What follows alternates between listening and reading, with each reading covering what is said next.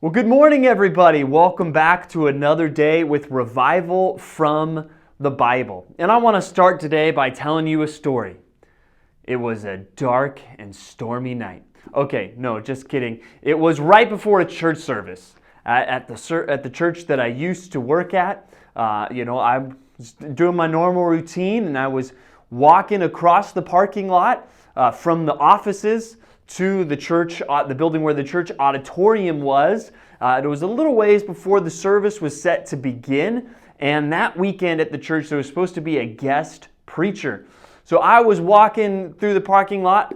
Another pastor was walking the other way, and he said, "No sign of the guest speaker. You better get ready to preach." And I said, "Ha, ha, ha." I mean, yeah, right. The guy's probably just running late, right? We lived in Southern California, so traffic is definitely a thing, right? He's going to show up. His church hasn't even started yet. He's going to be here. So I walk in and I say hi to some people at the church and greet some people as they're getting ready for the service to start. And as the service begins, I creep backstage just to check in, make sure the guest speaker has showed up and everything's all right. Well, guess what? Still no sign of the guest speaker. And we did a couple songs as a church, still no guest speaker. So now I'm walking back across the parking lot, back to my office to get my iPad to start figuring out, well, wait a minute, if I have to preach, what am I going to preach on?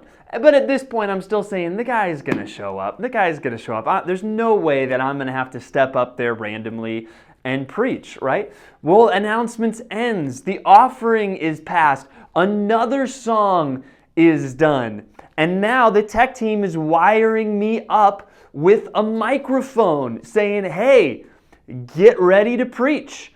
And I'm thinking, the guy, he has to show up, right? He's not just going to not show up and not reach out. Like he's got to show up. Well, finally, they are starting the last song. And I realize this is actually going to happen. I am going to walk up on that stage when everyone else is thinking we have some guest speaker here to preach. I'm going to be walking up on that stage saying, "Surprise, it's me." And right when I finally believe that in my mind, when I finally say, this is happening, I'm preaching this sermon, there's a loud knock at the back door of the room backstage at the church, and the guest speaker has arrived. There was a miscommunication, I guess, on when the service started. But then there is this mad scramble of, me now taking the mic off and getting it on him, and he's all breathless as he runs up on the stage. But most people in the church never knew that it happened. But there was a sermon that I almost had to get up and preach at the last minute. And what was I going to preach on, you might ask? Well, I was going to preach on something from Romans 12.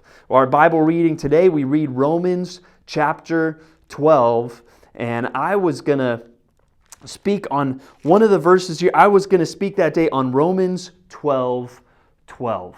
And so this is the sermon that I never gave that day. But it was, my intro was writing itself for the sermon, right? Hey, you didn't expect to see me up here. What do you do when life throws the unexpected at you?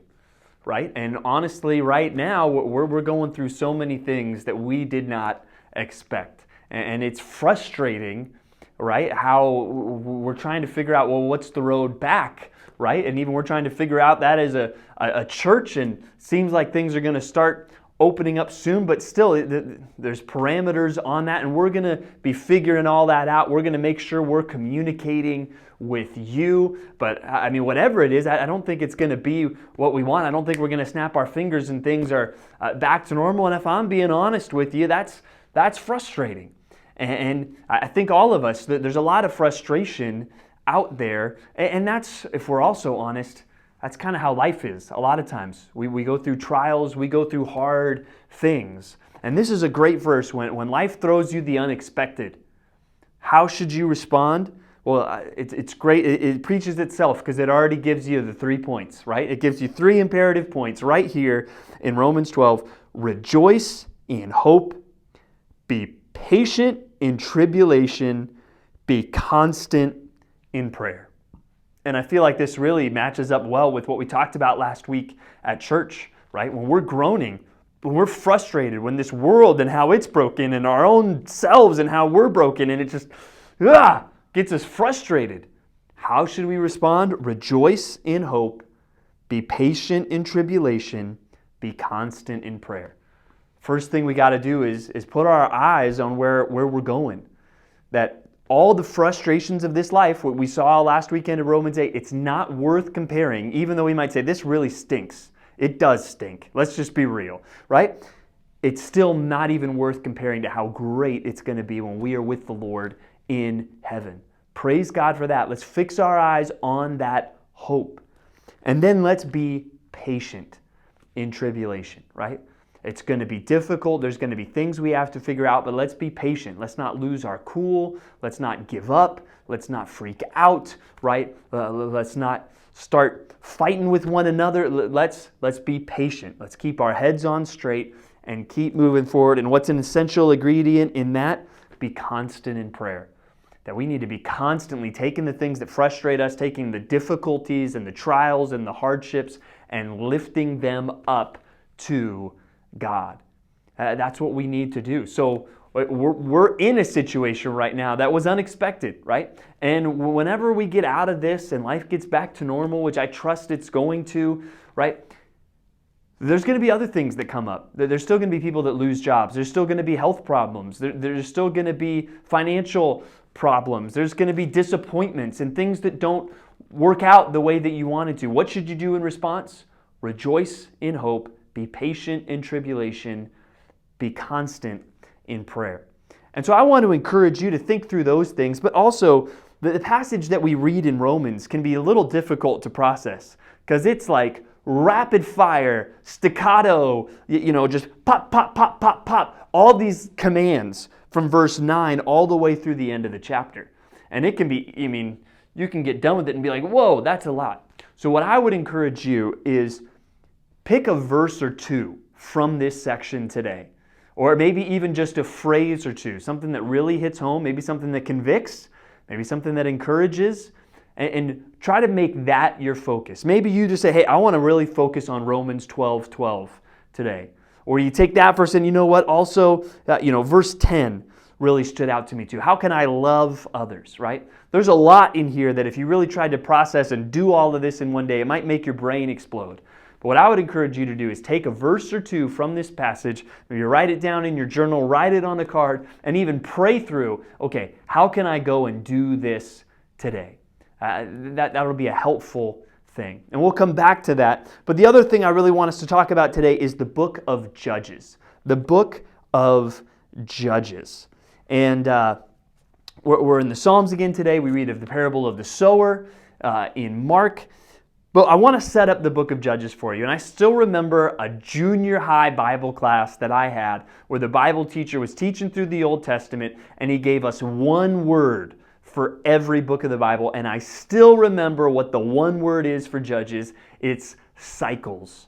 Cycles. You see the same story repeated over and over and over. It starts with sin, that the people of Israel, they reject God's teaching. They abandon what God's saying and they run after idols. And then it goes to some kind of suffering. Usually God raises up some other nation that comes and punishes and inflicts pain on the people of Israel. They are ruled over by the Philistines or the king of Moab or somebody else that comes and really, as an act of God, is judging the people of Israel. But then there is salvation, where God raises up these judges from the nation of Israel that go out and defeat the enemy and bring a time of restoration to the people of Israel. And then we see silence. You'll see, this judge came, he did his thing, and then the land had rest for however many years.